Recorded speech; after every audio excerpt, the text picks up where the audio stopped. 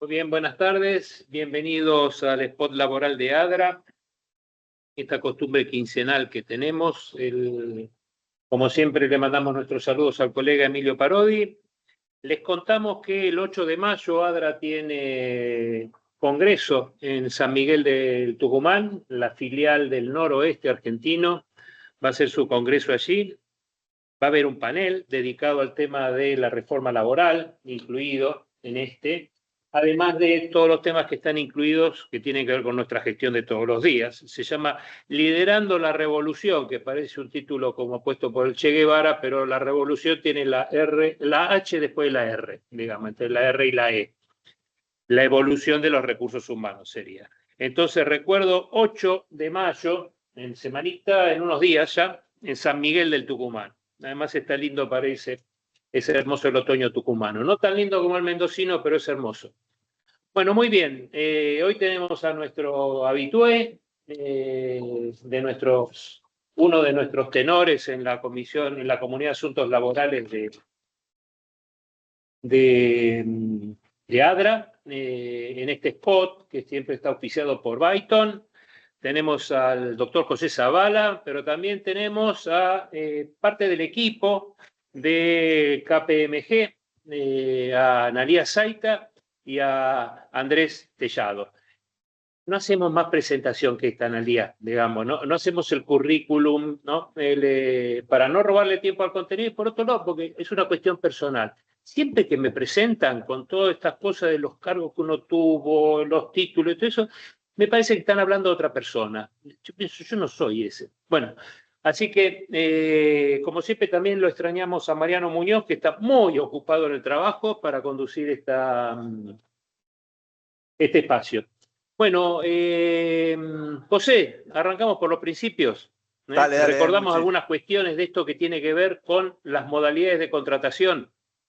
muchísimas gracias. Gustavo, gracias como siempre a ADRA por la invitación. Y cuando vos me preguntaste el otro día, ¿qué te parece? ¿Qué temas podemos tomar de la reforma que puedan llegar a resultar interesantes? Se me ocurrió que quizás el tema de revisar los principios y ciertas cuestiones que se ajustaron de los derechos y obligaciones de las partes y los principios aplicables en materia laboral era interesante como una forma de introducirnos después a ciertas modificaciones que hubo en materia de modalidades de Perfecto. contratación y para tratar también el tema del régimen de incentivo a la formalización laboral, que está pendiente de alguna reglamentación, pero que si sale, digamos, tiene una fecha de entrada en aplicación. Y Así que viene esto que para recordarle a todos que, además para el que no pudo verlo, que están en la página, en el canal de YouTube de ADRA, que fuimos poniendo en suma distintas partes y vamos a seguir haciéndolo, ¿no? De esta reforma laboral, con Pancho Echazarreta y con Juan Jaer y con Héctor García también estuvimos viendo los temas que tienen que ver con el derecho colectivo. ¿Qué puntos del derecho colectivo, digamos, esta nueva ley pone modificaciones? También vimos con Federico Basile luego las modificaciones hechas desde el punto de vista de compensaciones, ¿no? Y ahora el Zoom en las modalidades de contratación y los principios generales. ok. A ver. Un tema que yo creo que es importante ver es que el árbol no nos tape el bosque, como digo yo, ¿no? Porque en realidad, más allá de ciertos cambios vinculados con las responsabilidades de los empleadores en forma directa o en forma solidaria cuando contratan o subcontratan gente o obras, servicios o actos, la definición de lo que es un contrato de trabajo no ha sufrido una modificación sustancial como consecuencia de la reforma de la 27802. O sea, contrato de trabajo sigue siendo aquel por el cual una persona se obliga a prestar servicios a favor de otra de carácter físico o humano, como se dice, persona humana o jurídica, bajo la subordinación de esta última mediante el pago de una remuneración. Entonces, a la pregunta que uno está recibiendo muy seguido desde que salió la ley, más allá de estos avatares vinculados con la suspensión de ciertos artículos y con la desuspensión, no sé si el término existe de los mismos, Sí. está la pregunta de decir, che, pero entonces esto lo que ha hecho es cambiado dramáticamente el concepto de relación de dependencia. Y yo creo, en mi opinión particular, que no, que en realidad lo que están haciendo es diciendo, che, hay ciertos principios y ciertas presunciones que venían siendo aplicados de una determinada manera que los estamos ajustando, pero no hay una modificación sustancial de lo que se considera contrato de trabajo. Eso a mi entender, ¿me entendés? Ujú. Entonces, lo que digo es, cuando nos planteemos y digamos, che, voy a tomar una decisión con respecto a la contratación de una persona y tengo que pensar si la contrato como empleado o no. Los principios que vamos a utilizar son más o menos los mismos que veníamos usando, o sea, los criterios, digamos, para determinar. O sea, vas a decir, esta persona va a estar bajo mi dependencia jurídica, o sea, yo voy a ser el que voy a organizar su prestación, sus horarios, su lugar de trabajo, las reglas y los procedimientos a los cuales va a tener que estar sujeto. Yo como contratante voy a ser el que voy a determinar las pautas técnicas y los procedimientos que esta persona tiene que cumplir para poder llevar adelante su prestación. Y por último, esta persona va a trabajar por su propia cuenta y orden o lo va a hacer bajo mi dependencia económica. Esto es, va a percibir una contraprestación que no va a estar necesariamente vinculada con los objetivos que deba cumplir o con la prestación que va a brindar. Y por el otro lado, ¿quién va a asumir los riesgos de esa prestación? O sea, la persona, los gastos los vas a asumir vos como contratante o la persona como contratada. ¿Quién va a ser el que se va a encargar de darle las herramientas de trabajo para que la persona pueda cumplir? O sea, ¿dónde va a haber por parte de él, va a haber por parte de él la asunción de alguno de los riesgos propios de quien reviste el Claro. carácter de empresario? Bueno, esas preguntas son las mismas preguntas que nos vamos a tener que seguir haciendo ahora. Después lo que podemos ver, y ahora sí entrándonos en la charla propiamente dicha, es que vos tenés una legislación que lo que hace es pone algunos límites, tanto en cuanto a normas aplicables a determinadas situaciones jurídicas como a principios aplicables a contratos de trabajo, que son los que vamos a ver ahora. Lo primero y principal, que ya lo hemos charlado creo que en una de nuestras primeras charlas, es la exclusión del régimen de la ley de contrato de trabajo, o sea, de la aplicación de la ley 2744, de los trabajadores de plataformas que, conforme la 27802, tienen un régimen específico por el cual esos trabajadores tienen una relación autónoma con los titulares de la plataforma, digamos, o de las aplicaciones en funciones de las cuales ellos prestan determinados servicios. Los contratos regulados por el Código Civil y Comercial. Yo siempre hago hincapié en el hecho de que cuando uno se remite al Código Civil y Comercial, por ejemplo, en materia de contrato de prestación de servicios o de obra, hay una norma que indica que el propio Código Civil y Comercial dice que estos contratos son autónomos en tanto y en cuanto no se configuren las notas características de un contrato de trabajo. ¿Ok? O sea, es el propio Código Civil y Comercial el que hace como una remisión hacia la propia ley laboral si es que lo que está escondido detrás de un supuesto contrato de civil y comercial es un contrato laboral, porque se dan las notas propias del contrato de trabajo.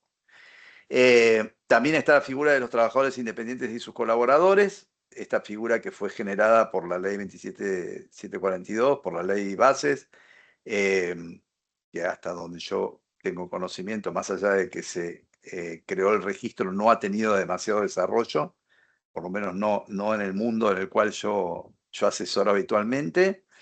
Bueno, el personal embarcado y las personas privadas de libertad en condiciones de detención, que ya lo explicó Marcelo en la primera charla a quienes se Ujú. refería, personas que tenían un régimen específico normativo por el cual percibían incluso hasta un emolumento. Bueno, esas personas quedan fuera del ámbito de la ley de contrato de trabajo. Después la otra cosa que es importante como principio es tener en cuenta que la presunción de la existencia del contrato de trabajo es una presunción que no se va a aplicar, esa presunción iuris tantum, como decimos los abogados, o la presunción que admite prueba en contrario, no se va a aplicar en aquellos casos en que se verifica la configuración de un contrato de servicios o de obra o de servicios profesionales o de oficios, eh, cuyo precio se facture o sea percibido a través de vía bancaria Y Ujú, esa ausencia de presunción o esa no aplicación de la presunción de la laboralidad de la prestación va a abarcar tanto los aspectos laborales como los de la seguridad social. O sea, si el trabajador que tiene un vínculo con a quien le presta servicios de naturaleza civil, porque así ha sido instrumentado, digamos, formalmente, y a su vez viene percibiendo sus saberes, facturándolos o a través de vía bancaria, reclama la existencia de una relación de dependencia, será él quien tenga que probar que esa relación de dependencia existe. ujú. Y lo mismo pasa por los Ya no organismos se de la... invierte la carga de la prueba. Claro, y lo mismo pasará con los organismos de la seguridad social. Entiendo que tanto la ARCA como digamos, las asociaciones sindicales de trabajadores que tengan la pretensión de cobrar determinadas cuotas sindicales o de solidaridad digamos, o prestaciones derivadas de los convenios colectivos de trabajo respecto a personas que no están registradas como trabajadores dependientes y ellos entiendan que sí tienen ese carácter. Eh, y esto se liga, ¿cómo se llama? Con dos o tres también cuestiones que tienen que ver con la definición del contrato de trabajo. Por ejemplo, eh, se elimina del concepto del contrato de trabajo, en cuanto concepto, la realización de actos y ejecución de obras. Yo entiendo que lo que se quiso hacer con esto no es dejar circunscripto el contrato de trabajo a la prestación de servicios, ¿no? Exclusivamente. Pero sí creo que lo que se pretende es diferenciar el contrato de trabajo de lo que puede llegar a ser los contratos civiles de obra, como contratos de naturaleza civil, haga la redundancia. También se hace mucha referencia o se reafirma fuertemente la necesidad de que exista dependencia para que una persona sea considerada trabajador de quien recibe esa prestación, ¿no? O sea, trabajador en relación de dependencia. Y se excluye, en los casos de los grupos de familia, de la sociedad de familia, las prestaciones que son brindadas por el grupo familiar primario que esté integrado a esa sociedad de familia, ¿cómo se llama? Aunque se presten servicios dependientes, digamos, ¿no? O sea, no hay relación de dependencia cuando los que prestan servicios son los integrantes del grupo familiar primario en una sociedad de familia. Después, donde también vemos una modificación sustancial en materia de, digamos, de relación entre partes, en los temas que atañen a la solidaridad, ¿no? Eh, en primer lugar, tema vinculado, yo divido para simplificar lo que es contratación de personas de lo que es contratación de obras, servicios o actos. En Ujú. lo que es contratación de personas, vos tenías un régimen por el cual que ya, digamos, como se llama, tuvo alguna modificación por la ley Bases, tenías un régimen por el cual vos, cuando vos contratabas a alguien a través de un tercero, una persona, a través de un tercero, esta persona era considerada empleada dependiente directa de quien recibía la prestación. ¿Mm? Y la persona que había actuado como intermediario era el responsable solidario. O sea, se presumía que había una situación de fraude y que la intermediación en la contratación de personas, o sea, estaba previsto que no era válida, salvo una circunstancia excepcional, que era la contratación de personas a través de empresas de servicios temporarios, en el marco de las normas que regulan la contratación de empleados eventuales a través de este tipo de empresas, en donde, si bien había solidaridad, entre la empresa de servicios eventuales y la empresa usuaria, quien recibía, no había esta modificación o sea, o este cambio de la titularidad de la relación, que sí se veía en otras circunstancias de intermediación. Lo que vienen las normas ahora a decir es, señor, el que es titular de la relación es quien registra a la persona como empleado. Y quien recibe la prestación, eventualmente solidario por el cumplimiento de las normas laborales y previsionales, pero solo por el periodo en que esta persona le haya prestado servicios. ¿Okay? Esto también limita la posibilidad de reclamo de la persona respecto a otras personas que pudieron haber utilizado su servicio. O sea, me contrata a mí la empresa, no sé, López Hermanos, Sociedad Anónima, por decir cualquier apellido y nombre, y me asigna a prestar servicios en una empresa de Sí. transporte. Entonces, pero después yo me voy de ahí y me manda a prestar servicio en una empresa naviera. Cuando yo tengo un conflicto con ellos en la empresa naviera, antes de esta aclaración, yo podía decirle a López, ¿sabes qué? Yo soy empleado tuyo desde el año 2005 y tengo un conflicto. Entonces, vos me tenés que pagar las indemnizaciones derivadas, ponete, de un despido indirecto, y la empresa naviera es solidariamente responsable por todas las indemnizaciones que yo pude haber devengado durante el periodo que trabajé para vos. Ahora eso queda limitado porque la responsabilidad de quien contrata se limita al periodo durante el cual esa persona pudo haber prestado servicios. Eh,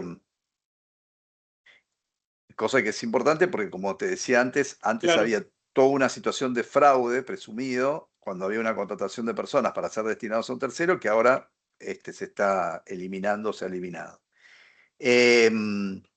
También, si se quiere, no está directamente vinculado a lo que puede llegar a ser el tema de la contratación, pero sí tiene que ver con el tema de la subcontratación de obras o servicios a través de terceros, está el tema de Sí, las modificaciones que tuvo el artículo 30, que para mí hay tres modificaciones trascendentales. La primera es que el artículo 30, cuando se refería a la solidaridad por la contratación de obras, servicios o actos, hablaba de obras, servicios o actos que yo contrataran para ser cumplidos fuera o dentro del ámbito de mi establecimiento, ¿no? Del establecimiento de la empresa que los contrataba. Y ahora se eliminó el término fuera y queda solamente dentro del establecimiento. Con lo cual pareciera que lo que está queriendo decirse es que, señores, lo que yo contrato para ser ejercido fuera del ámbito del establecimiento de quien lo contrata, directamente por efecto del artículo 30 no existiría solidaridad. O sea, se excluiría la posibilidad de reclamo de responsabilidad solidaria. Se entiende lo que es responsabilidad solidaria, ¿no? Es responsabilizar a quien está contratando esas obras o servicios de los incumplimientos que pudiera llegar a tener el contratista, digamos, o el subcontratista respecto al sí. personal asignado a eso. El segundo término que lo limita es que ahora dice que la actividad tiene que ser afín a la actividad normal y específica de quien contrata, ¿no? La del subcontratista. Que va a ser un tema de discusión judicial, porque es un tema empírico que cada uno de los jueces definirá en función de criterios. Es importante que la propia ley establece que los precedentes de la Corte Suprema son de aplicación obligatoria y hay algunos precedentes de la Corte Suprema de la década del 90, como el caso Rodríguez con embotelladora, que le ponía límites a la responsabilidad solidaria y que yo creo que por ahí, más allá de algunos fallos posteriores, ahora uno podría invocarlos como de aplicación. Muy bien. Y el tercer tema es el tema del control, digamos, el control que hasta ahora, por una redacción, digamos, quizás no tan clara y por una interpretación judicial bastante laxa, no generaba una exención de responsabilidad por sí mismo, porque muchos de los jueces decían si hay un incumplimiento es que el control estuvo mal hecho, con lo cual es inoponible. Ahora lo que te dice la ley es, si vos realizás el control de la documentación e información laboral de los empleados del contratista, quedás eximido de responsabilidad como contratante, aún en aquellos casos en que la información que te brinde no sea fidedigna. O sea, que te exime de responsabilidad, o sea, no te pone en tu cabeza la obligación de controlar que la información que vos estás recibiendo, en la medida que formalmente se ajuste a lo que se marcan las leyes que regulan esa información, la información que contiene eso sea real. Se me ocurre casos de gente que por ahí está trabajando para vos, como empleado, o está trabajando en tu establecimiento como empleado de una empresa de vigilancia o de una empresa de mantenimiento o alguien que te viene a prestar un servicio y que le están pagando las horas extras por fuera de recibo. Bueno, me parece que como está redactado hoy el artículo 30, vos no podrías asumir responsabilidad o no serías responsable por el hecho de que eso esté sucediendo. En la medida que estés controlando alta ante la FIP, recibo de salarios, Sí. 931, etcétera, etcétera. Después, a ver, otro tema más. Bueno, yo creo que estos son los principios que creo que hay que tener en consideración a la hora de evaluar cuando yo voy a usar una modalidad de contratación, qué es lo que cuáles son las consecuencias de la elección que yo pueda llegar a tomar, y bueno, y qué es lo que qué es lo que puedo hacer y qué es lo que no puedo hacer. Ahora los dejo a mis compañeros de KPMG para que cuenten un poquito ciertas modificaciones que ha habido en modalidades de contratación y después en todo caso volvemos para redondear ambos el tema. Ahí, José, yo Sí, quería hacer una mención de algo que vos mencionaste, sí, digamos, básicamente respecto de, coincido en que la concepción de subordinación técnica, jurídica y económica sigue estando, o sea, no es que se borró. sí. Pero yo siento, es una pregunta, pero Sí, sí, sí, relacionada, y después le sumo algo de seguridad social a lo que dijiste como para sí, poner el panorama concreto, que deja de haber una mirada muy disvaliosa, como existía hasta ahora, respecto de los contratos sí amparados por el Código Civil y Comercial. Antes, mi sensación es que hasta la redacción anterior a la modificación de la Ley de Modernización era claro que la prestación de servicios era laboral, digamos, de ahí la presunción, ¿no? Y que cualquier connotación a un contrato civil y comercial desde el punto de vista laboral era negativa. Ahora sí. parecería que se atenúa esa mirada negativa, y digo, de caras a la presunción, esto también lo pienso en seguridad social, al tener un contrato civil y comercial formalizado, digo, una locación de servicio formalizada y demás, digo, se abre como la posibilidad de tener otra mirada. Estoy pensando, no sé cómo actuarán los jueces, ¿no? Porque digo, como vos decías, la subordinación y demás la tengo que pensar al momento de definir, pero me parece que hay una connotación diferente o atenuada. Antes se veía como muy negativo y ahora no sé si tanto. Es una pregunta, ¿eh? Está bien. A ver, yo te digo qué es lo que pienso, Dalia. A mí me parece que es posible. Primero que esto se tiene que desarrollar, ¿no? Porque Tal cual. está en una situación muy primigenia y se tiene que desarrollar. Yo particularmente, a mí me preocupa la cuestión de que, por ejemplo, no se dice el pecado, no el pecador, ¿no? Algunas consultas que puedo haber estado recibiendo diciendo, bueno, ¿sabes qué? Yo toda esta gente la tenía en relación de dependencia, lo que voy a hacer ahora es desvincularla y le voy a proponer para que si quieren seguir trabajando conmigo, que firmar un contrato de prestación de No, servicios, ¿me entendés? ahí no apuntaba mi Entonces, pregunta. ¿qué? No, entonces Ahí no apuntaba mi pregunta, ok, pero sí no, entiendo. pero te quiero decir, ¿pero a dónde voy? A quien me plantea eso, yo le digo, mira, ¿qué es lo que cambió en la relación que vos tenías con esa persona o con ese conjunto de personas objetivamente para vos, que hasta ahora venías considerando que eso era una relación de dependencia, ahora ya has dejado de considerarlo?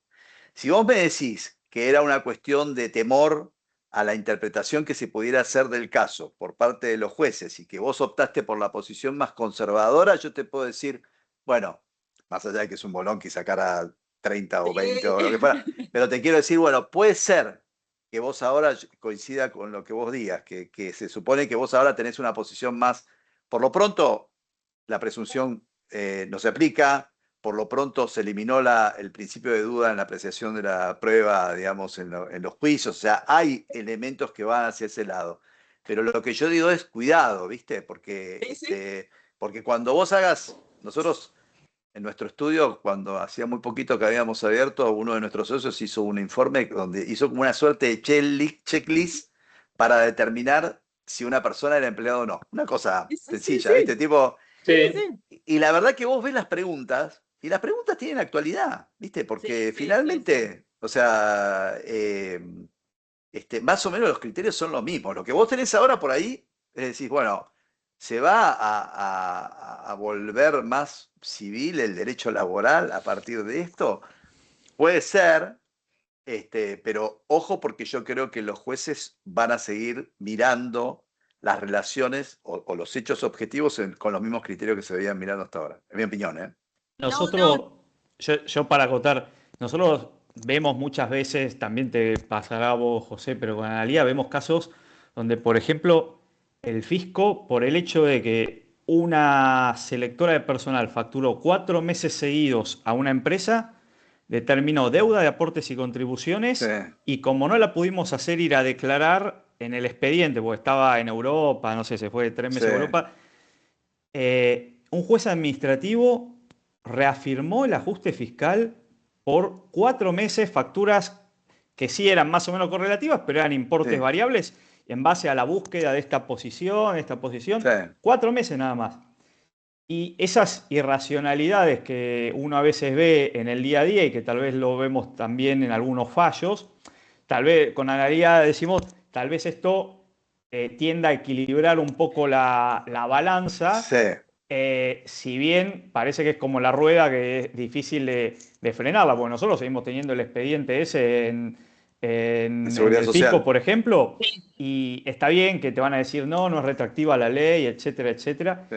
pero bueno, a veces tal vez lo que nosotros pensamos es que estos principios, como bien decía, o este intento del legislador de darle otro enfoque, desde ya no va a poder fundamentarte que esa gente que hace, como le decís vos, hace lo mismo, no la vas a poder meter como facturero cuando ahora tenés relación de dependencia, Ah, pero tal vez lograr un poquitito más de razonabilidad sí, en el otro que está observando estos casos y que tal vez viene como de una sinergia de todo es relación de dependencia y no no. existía la Sí, locación de servicios. Es como que la prestación de la servicios, sí, locación sí. del servicio del Código Civil no existía en algún Sí, sí, momento. sí.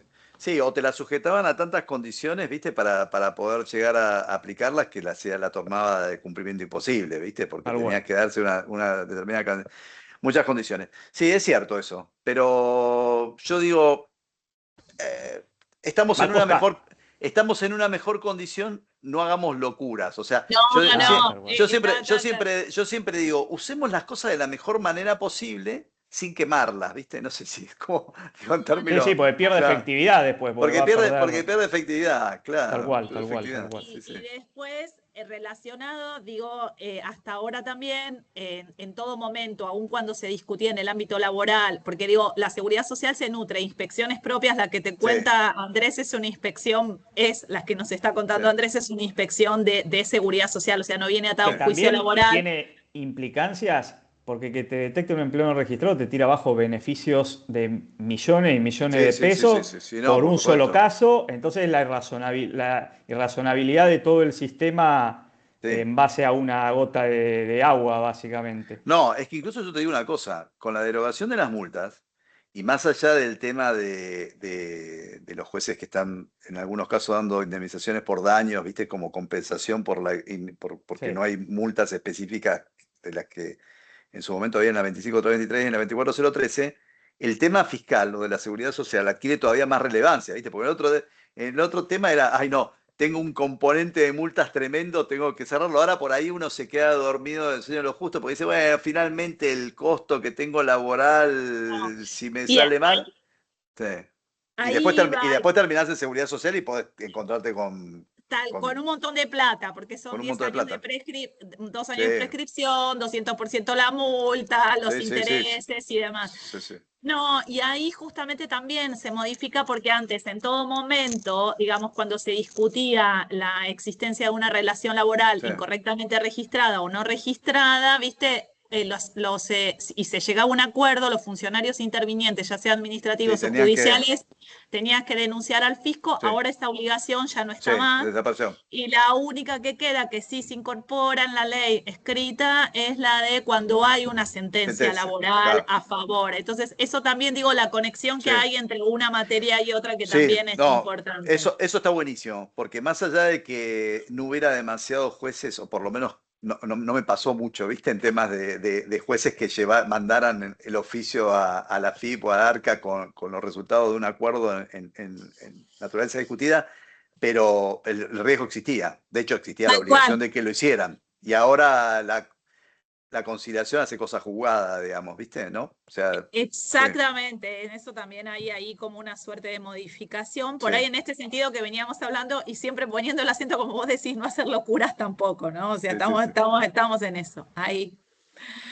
Bueno, Ahí veo unas consultas en el chat que creo que las vamos a hablar principalmente ahora que veamos lo de modalidades y después hay una consulta de reducción de cargas sociales que seguramente tiene que ver algo del RIFEL que después podemos pero, comentar 2 minutitos dale. sobre eso como decía José. Dale. Pero si quieren, pasamos a algunos comentarios vinculados a modalidades de contratación. Dale. Bueno, ahí Analía, no sé si querés vos o querés que comente. Básicamente Empezá, vamos a empezá. hablar un poco de contrato a tiempo parcial, contrato a plazo fijo y Quiero eventual los hacer, puntos más permíteme un salientes. temita, no les hago la presentación, pero José, no quiero dejar de rescatar esto. Creo que es la primera vez que tenemos una jurisconsulta acá en el spot laboral, ¿eh? Tenés Hasta razón. ahora eran todos barba, bigote. Ah. Sí, tenés razón. Me parece Sí, que sí, señor. ¿no? O sea, no tengo Sí, yo. señor. Sí, sí, sí. Bueno, Felicitaciones, Analía. Qué y bueno pará, tenerte. y no solamente eso, sino que es de lujo, ¿eh? Te digo, yo Dale. la conozco a Daría hace, no sé, mucho tiempo. Hace Pero es de muchos lujo. años, Muchos José, que años. nos conocemos. Y es de lujo. Bueno, Muy bien. Bueno, gracias, gracias. Pero por sigo favor. siendo joven, José. Pero pero Y porque yo al te resto, al resto pero que no me cuando yo, conoce. digamos que cuando nos conocíamos éramos dos niños, ¿viste? Para poder. Ahí está, ahí está. Bueno, Bueno, entonces, bueno, Andrés y Analía, a ver cómo con- vamos arrancando con este complemento a lo que nos estaba contando José. bueno, ahí justamente estaban preguntando en el chat por el tema de jornada reducida, si ahora se puede hacer horas extras. Bueno, el contrato de trabajo a tiempo parcial, recordemos que teníamos una distinción en la anterior redacción de la ley que establecía cuando se excedía los 2/3 de la jornada, ya pasaba a ser una jornada reducida y al empleado le tendría que pagar como por el 100% del contrato, mientras que seguridad social, lo que tenía que ver con obra social, sí tenía que pagarlo con respecto al mínimo de la categoría que le correspondiese al empleado para fondear, Ok. digamos, el sistema. Bueno, ahora el legislador elimina esa distinción entre jornada a tiempo, jornada reducida y contrato a tiempo parcial y se habilita al pago de la proporcionalidad salarial, vamos a decir. Desde ya que se sigue manteniendo el aporte a la obra social, el mínimo, y también se deja claro que se pueden hacer horas extras los empleados que estén trabajando a tiempo parcial. Así que bueno, esa es una aclaración importante con respecto a lo que es la obra social. Siempre había algún tipo también hemos tenido casos de obras sociales que reclamaban por la modificación de la jornada diaria. Recuerdo que hubo hace unos años bastantes temas con los call centers, por ejemplo. Pero bueno, la modificación esta parece que viene a dar un poco más de razonabilidad a la figura del contrato a tiempo parcial. Luego lo que es no sé si quieren agregar algo, Analía, José. Perdón, no, por mi parte, digo, antes había una distinción entre a tiempo parcial y jornada reducida que desde mi punto de vista complicaba la situación. No sé si todos piensan lo mismo y demás, digamos, entre uno y otro, justamente por la limitación de horas extras que tenía, o sea, quien estaba a tiempo parcial que no podía realizar horas extras. Y el tema de lo que tiene que ver con la obra social que se paga por la totalidad del salario, no solamente por el salario proporcional que se le paga al trabajador en función de la jornada, más allá de que la ley de contrato lo dice de trabajo, el origen está en la ley de obras sociales, en la 23660. Entonces, esto es importante porque uno justamente muchas veces se hacía esta distinción entre parcial y jornada reducida. La jornada reducida era la que estaba legislada o normada en el 198 era, ¿verdad? 98, 198, sí, sí. 198 que no aclaraba lo de la obra social, pero siempre estaba porque surge de la ley de obras sociales. Ese es un punto importante y el tema de ahora, Andrés, es jornada, entiendo que lo que pueden realizar es horas suplementarias, no horas extras, o sea, Claro. hasta alcanzar la jornada legal, entiendo Sí, yo que... ya hasta el máximo Sí. hasta el máximo de la jornada. Un tema que, perdonen chicos, pero lo agrego Dale. porque lo vi en dos o tres temas que vi con respecto a esto en situaciones específicas. Una es, guarda porque hay convenios colectivos que incorporaron el 92 ter como reacción propia. Entonces, mantienen una reglamentación respecto al contrato de trabajo a tiempo parcial más acotada para los trabajadores que están encuadrados en ese convenio colectivo que la que prevé la propia ley. ¿Se entiende? O sea, dice, para los trabajadores incorporados en el convenio colectivo habrá contrato de trabajo a tiempo parcial cuando la jornada no supere las 2/3 partes de la jornada del coso. Y siendo un convenio colectivo, autonomía colectiva, yo entiendo que no puede ser, porque aparte no es una referencia al 92 ter, sino que lo regularon específicamente, con ciertas condiciones, digamos, el contrato. Eh, y la otra cosa es también, esto lo he visto en convenios de sanidad, hay una forma de determinar la proporcionalidad de lo que se paga con una garantía mínima, ¿viste? Donde te dicen que la persona, si trabaja el 75% del tiempo que prevé la jornada convencional, tiene derecho a cobrar el 100% del salario. Y a partir de ahí hacia abajo es que se reduce proporcionalmente, ¿viste? Entonces, fíjense en los convenios colectivos que puedan llegar a ser aplicables a los trabajadores que contraten bajo esta modalidad, que no haya ninguna particularidad especial que endurezca por ahí la modalidad de contratación o la sujete a otras reglas distintas de los que surgen de la ley. Eso nada más.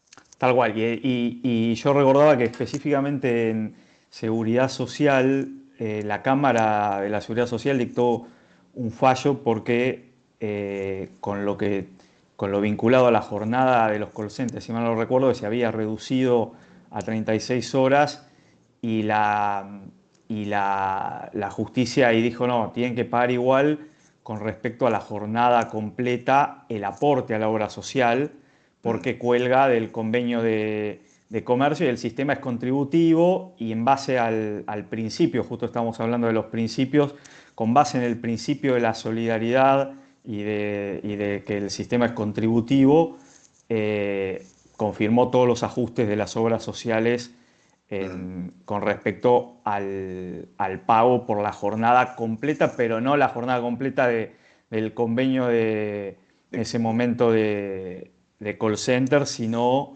de la jornada que colgaba de la actividad comercial. Okay. Entonces, eso también, como bien dice José, hay que ver la particularidad que pueda tener cada actividad y cómo el convenio y la jornada juega versus la nueva redacción de la ley de contrato de trabajo. Exactamente. Así que bueno, yendo a lo que es plazo fijo, tenemos digamos, la principal modificación. Teníamos que el plazo fijo fijaba una indemnización por daños que debía apreciar el juez en caso de que se hubiera producido la extinción anticipada de la ruptura anticipada del contrato a plazo fijo. Eso hacía que el plazo fijo en determinadas circunstancias, por ejemplo, si faltaban varios meses hasta concluir el contrato, tuviese un alto costo de salida, por lo cual, la verdad, en la práctica, uno cuando iba a ver si valía la pena usar un contrato a plazo fijo, uno decía, la verdad, el costo de salida es tan grande que metelo directamente como a tiempo indeterminado y pagarás la indemnización que debe pagar como cualquier empleado, pero no tenés ese riesgo. Bueno, ahí el legislador también lo que parece que quiso hacer con la ley de modernización, que es bajar o hacer más razonables determinados costos de la relación laboral o bien con foco en la salida del contrato de trabajo. Bueno, acá también le da cierta razonabilidad a la figura y elimina esa indemnización por daños que no decía directamente que eran todos los salarios que faltaban hasta concluir el contrato, pero los jueces, cuando tenían que evaluarlo, la jurisprudencia era bastante unánime en que se fijaban los salarios que restaban hasta terminar el plazo. Entonces, bueno, acá el legislador modifica esta cuestión y equipara, vamos a decir, el contrato a plazo fijo con un costo de salida que no va a estar relacionado con la indemnización por daños, que me lo puede elevar. Y ahora, igualmente, también complementando con el periodo de prueba, que ahora ya sabemos que es de 6 meses, hay que evaluar si vale la pena usar el plazo fijo o no. Muchas veces con el periodo de prueba extendido ya es más conveniente usar directamente el contrato por tiempo indeterminado. Pero bueno, estas son las consultas que en general nos estaban haciendo los clientes con plazo fijo. Muchas veces venían empresas del exterior y preguntaban, ¿me conviene hacer un contrato a plazo fijo o no? Porque tal vez en otras legislaciones es más común el contrato a tiempo determinado o no tenía ese costo de salida que nosotros evaluábamos como un riesgo alto para romper ese tipo de contratos. Perdón, justo hay una consulta que tiene que ver cuál es la diferencia entonces al sacar esta indemnización por daños entre el plazo fijo y el eventual. Para mí es el fondo la definición, pero no sé si comparten. O sea, quería consultar cómo queda con esta nueva ley la extinción del contrato de trabajo luego de 2 meses. No, me equivoqué, espera. No, la anterior era.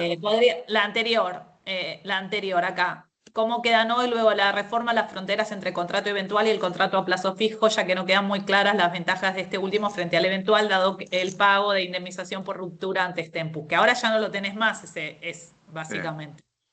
No, a ver, yo siendo muy pragmático, no es muy legal lo mío, pero yo lo que creo es que hay determinadas situaciones en donde el eventual te da una mayor flexibilidad, ¿viste? Y no te obliga, porque también el plazo fijo sigue teniendo una carga administrativa importante, ¿viste? Porque tenés que preavisarlo, si no lo preavisás se convierte en contrato por tiempo indeterminado, o sea, seguís teniendo ese tipo de cosas. Y de repente lo que te puede pasar es que, no sé, estás tomando gente para reemplazar a una chica que entró en un tema de enfermedad previo a una licencia por maternidad que después se termina convirtiendo en excedencia y quizás te conviene agarrar y tomarla con un contrato eventual y si la chica en el medio, la que se fue, vuelve, la desvinculás porque decís que se cumplió ya el objeto, que era la cobertura. O sea, hay que ver cada situación en particular. Para mí, yo siempre le digo a mis clientes, el eventual yo lo veo, aparte que tiene determinadas situaciones que las tiene previstas específicamente, digamos, ¿no? Que es más ágil, por llamarlo de alguna manera, más práctico, pero tenés que tener cuidado en la administración, ¿viste? Porque también te pasa a veces que te encontrás con que te llama un cliente y te dice, ay no, porque sabes que tenía 5 eventuales contratados que se quedaron a vivir acá porque nos olvidamos de sacarlos, claro. Y ahora no sabemos qué hacer. Entonces siempre hay que ser cuidadoso. Tiene menor carga administrativa que la del plazo fijo para mí. Por lo menos así lo veo. Ahí Sí, también, lo de tomar gente cada 6 meses es un esfuerzo de selección importante, ¿no? Claro. Con este caso me lo saco de encima. Sí, cierto. Es cierto. Bueno, no sé chicos si quieren ahí, ver el... Sí. No, hay alguna consulta ahí, preguntaban en ARCA, hay un código específico para el periodo de prueba de 6 meses. Yo entiendo que no cambió, que el código del periodo de prueba es el mismo. A ver, el periodo de prueba, recordemos que los códigos, la verdad no tienen mucha incidencia en sí porque se pagan las mismas cargas sociales. Muchas cuestiones que están en los aplicativos de cargas sociales o en las altas vienen de la época donde había una diferenciación y el periodo de prueba se podía pagar menos o había reducciones determinadas, por lo cual no hay mucha, digamos, no hay mucha diferencia. Pero yo entiendo no sacar un nuevo código por este nuevo periodo de prueba, pero al fin y al cabo es lo mismo, salvo que se renuncie específicamente al periodo de prueba, en principio en un empleado normal va a aplicar el periodo de prueba. Y alguien más preguntaba de la indemnización, si hubo modificación respecto al pago del preaviso con el fin del periodo de prueba. Bueno, ahora no se establece preaviso en el periodo de prueba, por lo cual no tenés la indemnización, vamos a decir, en periodo de prueba, tal cual. No tenés la indemnización sustitutiva del preaviso, exactamente. Después no sé si había alguna consulta más. Yo tenía una de atrás que no tenía específicamente que ver con esto, pero si quieren la respondemos antes de hacer un repasito por el rifle. Por el rifle. Sí, esto que preguntó Cecilia respecto a la extinción, sí. A ver, si estás en periodo de prueba, en reserva de puesto, sin presentar certificados hace 2 meses, pero digamos, está vigente el periodo de reserva de puesto porque no se agotó el periodo de 1 año y vos no has tenido ninguna actitud proactiva destinada a verificar si esa persona está en condiciones de trabajar o no, para mí no podés invocar la extinción tácita del contrato, ¿se entiende? Porque hay una situación jurídica consolidada, que es que la persona se mantiene en periodo de reserva de puesto. Hay una situación en donde vos no estás controvertiendo esa situación a través de un examen médico particular, y por lo tanto me parece que la situación se prolonga, salvo que haya una controversia sobre el alta de esa persona y la persona no te exija que le sigas reconociendo la situación en la cual se encuentra y vos no le exiges tampoco que vuelva, digamos. A ver, lo voy a poner en términos prácticos. Para que exista una extinción tácita del contrato de trabajo, tiene que haber un comportamiento concluyente e inequívoco de las partes. Común. Yo no te exijo a vos que vengas a trabajar, ni te pago el salario, soy el empleador. Yo, trabajador, no te exijo a vos que me des tareas ni que me pagues el salario. ¿Está? O sea, tiene que haber una conjunción de parte de la voluntad de las partes que indique que ambas partes se desentendieron del contrato de trabajo. Ejemplo típico. La persona se toma sus vacaciones, terminó yéndose de vacaciones afuera, consiguió un trabajo afuera, nunca me mandó el telegrama de renuncia. Yo le mandé un telegrama intimándolo a regresar, el telegrama volvió devuelto sin notificar porque resulta que la persona se fue y no está en su domicilio, y tengo la incertidumbre de qué hacer ante eso. Bueno, puede ser una alternativa la de considerar, transcurridos los 2 meses, la extinción como una extinción tácita, si yo me quiero asegurar, digamos, o quiero tener seguridad jurídica sobre lo que sucede. Pero fíjense que estamos hablando de una situación en la cual la persona se fue, no me reclamó que le diera tareas ni que le pagara el sueldo. Yo le dije, che, ¿qué vas a hacer con tu vida? La persona no me contestó, y yo tampoco volví a insistirle con que volviera a trabajar, y le puse el sueldo a disposición, y pasaron 2 meses y la relación se extinguió. Para esos casos sirve.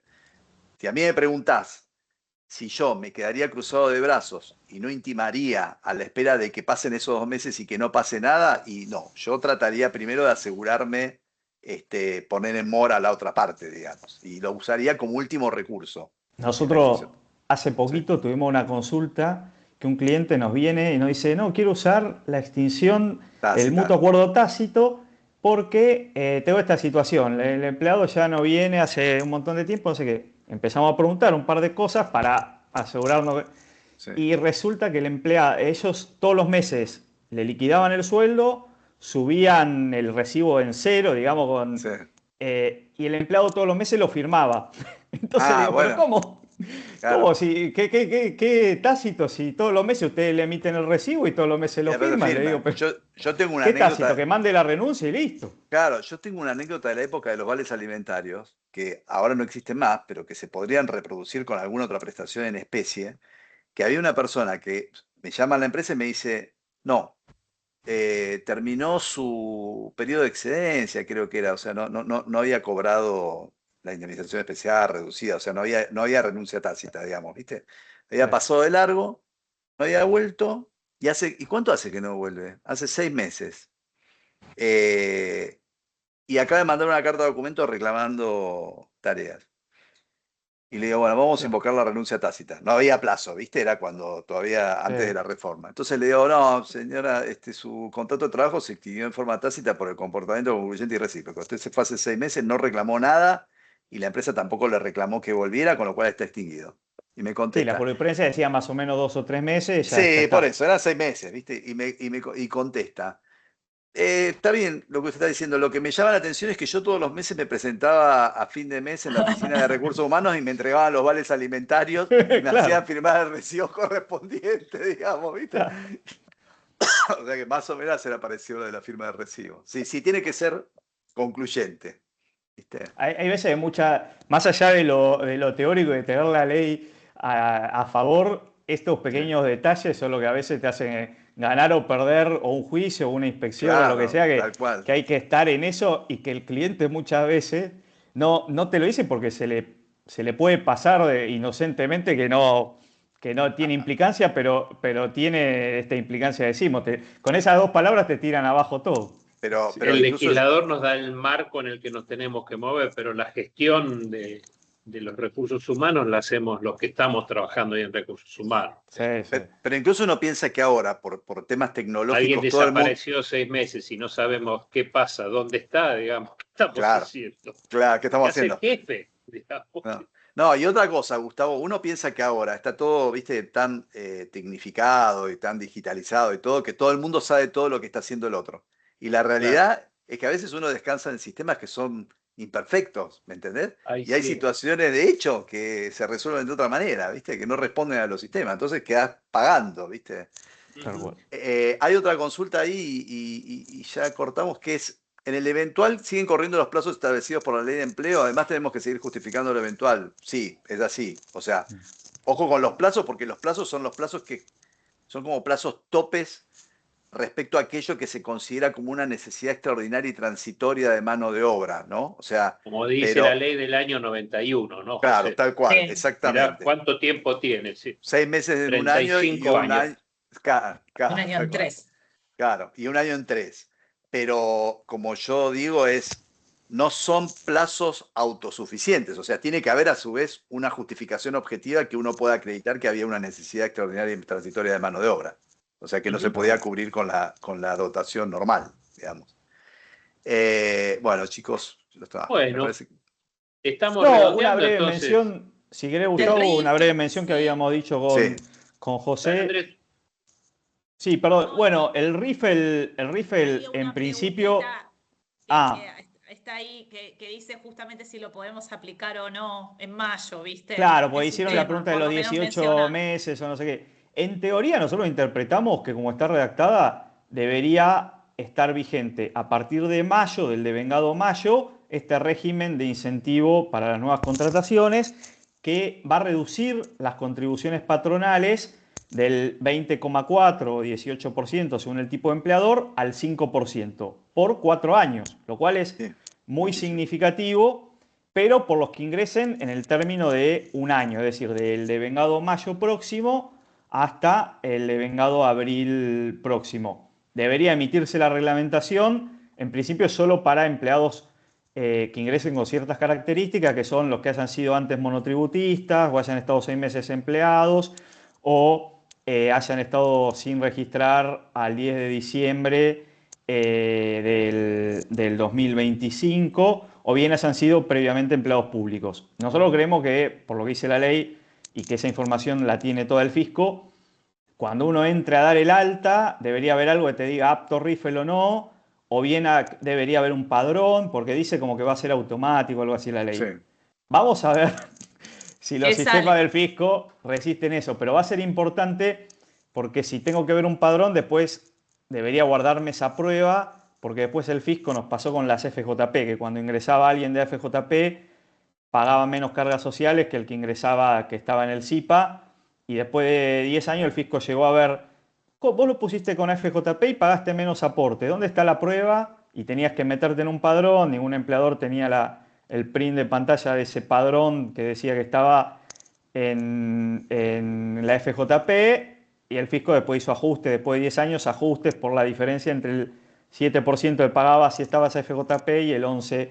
en el SIPA. O sea que esperemos que salga algo más friendly con los empleadores, que te lo den automáticamente o haya un padrón más amigable que nos permita aplicarlo, pero la verdad parece bueno el beneficio Sí. para determinadas empresas.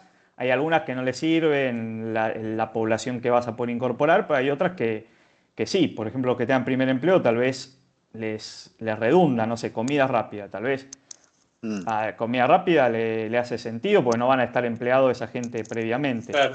sí. Pero bueno, esperemos la Eh, reglamentación. Solo Ok. una mención. Analía.